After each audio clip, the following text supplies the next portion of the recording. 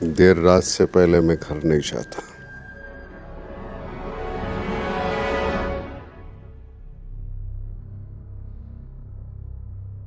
लेकिन 26/11 की रात को कुछ काम नहीं था, मैं बोर हो रहा था। 9 बजे ही घर चला गया। तकरीबन 9:30 बजे मैं नहा रहा था।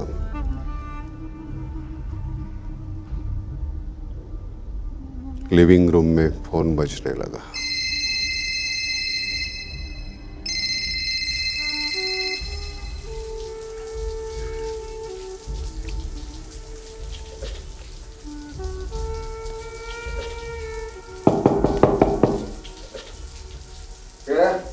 कंट्रोल रूम से फोन था।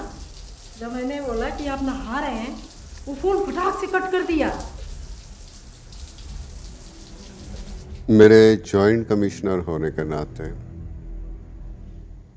कंट्रोल रूम ऑपरेटर की ये जिम्मेदारी है कि शहर में होने वाले हर हादसे के बारे में मुझे जानकारी दे। लियोपोल्ड कैफे में हुई फायरिंग की सिर्फ एक इंफॉर्मेशन पे वो मुझे बाथरूम से बाहर निकलने को बोलना नहीं चाहता था। हुई घटना को दोबारा निश्चित करना चाहता था और उसी जल्दबाजी में उसने फोन पटक दिया, जो मेरी बीवी को अजीब सा लगा और उसने आके मेरे बाथरूम के दरवाजे पर दस्तक दी। जैसे ही मैं लिविंग रूम में आया, मेरे तीनों फोन, मेरा मोबाइल, मेरी लैंडलाइन और कंट्रोल रूम की हॉटलाइन एक ही साथ बजने लगे।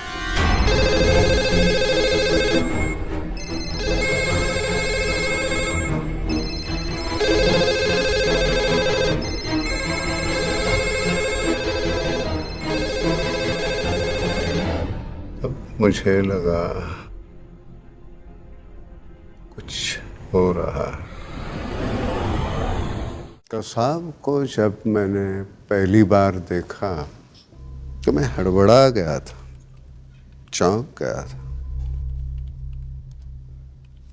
कई सालों के अपने तजुर्बे से ये जानते हुए भी कि जरूरी नहीं कोई खतरनाक आदमी खतरनाक दिखे, मैं फिर भी चौंक गया।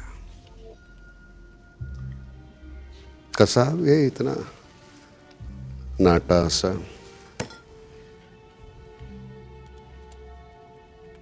मुझे यकीन नहीं हो रहा था।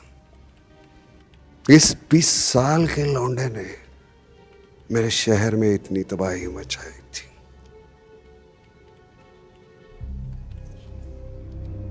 उस समय मेरी सबसे बड़ी मुश्किल ये थी मुझसे और मेरे ऑफिसर से उसे बचाना। हम सभी उसे मारना चाहते थे।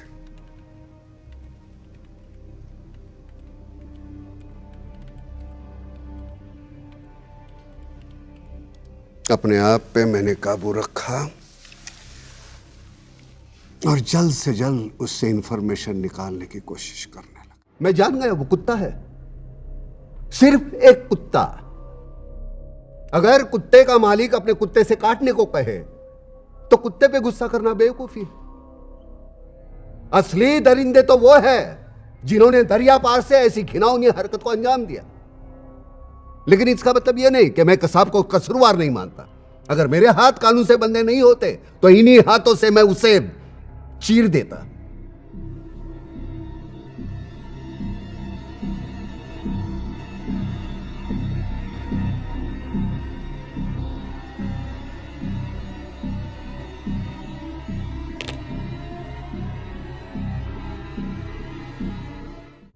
अब क्या कर लोगे मुझे? लटका दोगे या सड़ा दोगे? लेकिन जब तक मैं जिंदा हूं तब तक मैं अपने साथियों के साथ रहना चाहता हूं। तेरा क्या जाएगा, रहने देना मुझे मेरे साथियों के साथ। तेरे साथियों के साथ रहना चाहता हूं, चल।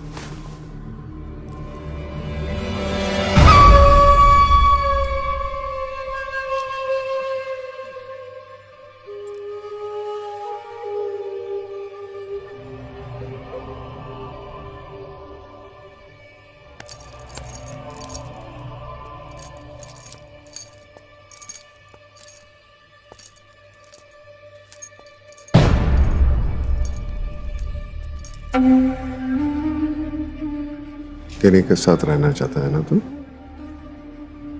जन्नत छोड़।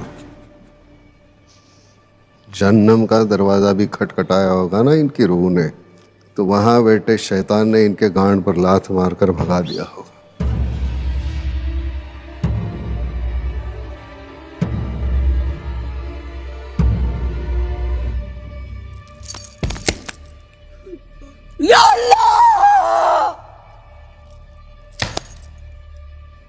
यहीं कहीं भटकती होगी उनकी रूहें,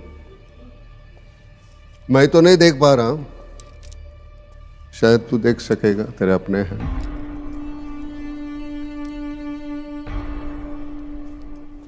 ये कौन है? क्या नाम है इसका? अब्दुल। अब्दुल।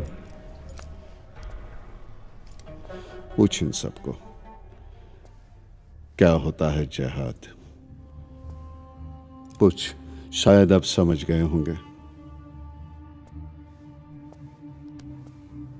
41 बार जिक्र आया है जिहाद का पाक किताब में, फिर भी तुम लोग नहीं समझे।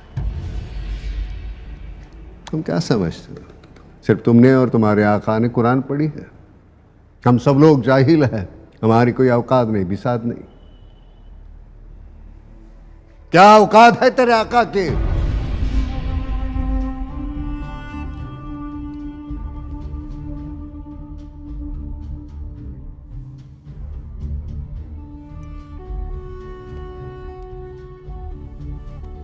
गर्स में तेरे आका ने यह नहीं बताया हुआ तो अशरफुल मखलूक है, यानी इंसान, खुदा की बेहतरीन तख्लीक।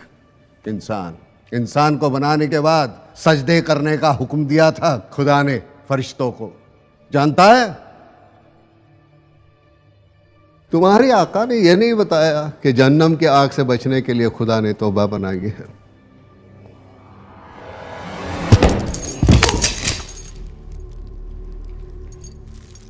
सच्चे दिल से अपने गुनाह की तौबा करता तो भी जन्नत तेरी थी। तेरे आका ने कुरान की इस नसीहत को तुझे नहीं बताया, कैसे बताता? ये तो जिहाद का गाजर दिखाकर तुमसे ऐसी घिनौनी हरकत कैसे करवाता? उसने कहा इस्लाम खतरे में है, जिन पर आफत आ गई है, और तूने भून कर रख डाला मासूमों को। मादर चौध, उन मासूम बच्चों से और औरतों से कौन सा खतरा था तेरे मजहब को?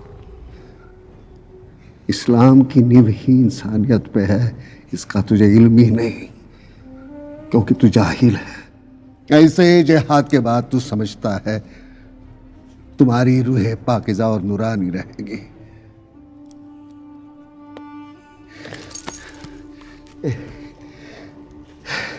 एग्जॉस्ट चालू कर।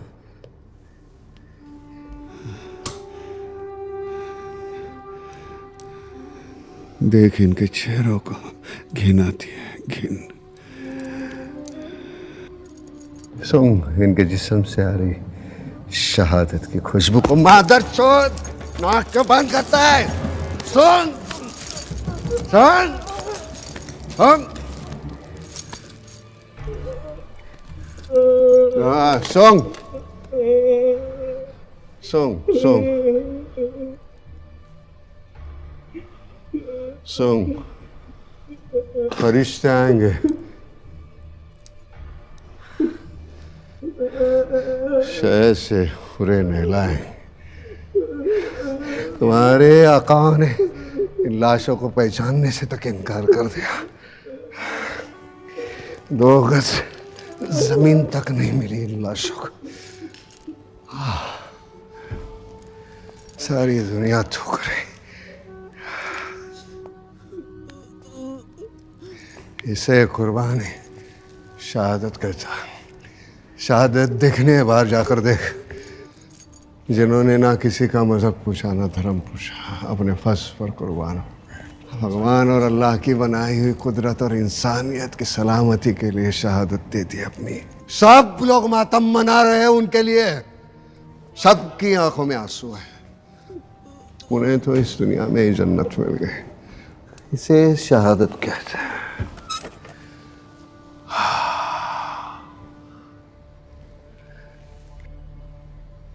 तो खुशी से झूम उठा था ना जब तेरे आका ने इस काम के लिए तुझे चुना। एक बात बता, जिसको भी तूने मारा, कभी अपने जमीर से पूछा उनका गुनाह क्या है? जमीर, जमीर, जमीर, जानता है? जमीर। बच गए तो गाजी, नहीं तो शहीद। साले गीदड़, कफन के साथ साथ तेरी गांड पर शहादत का गाजर भी बांध दिया तेरे आका ने। तुझे यह नहीं बताया कि कयामत के रोज ऐसी घिनौनी हरकत करने वालों की सजा सबसे पहले होगी। ये मैंने हजरत मोहम्मद मुस्तफ़ा सल्लल्लाहु अलैहि वसल्लम ने फरमाया है।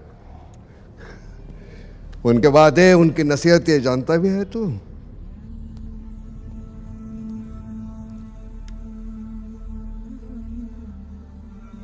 शिहाद को तुम जैसे गुमराह ने तमाशा बना के रखा, तमाशा।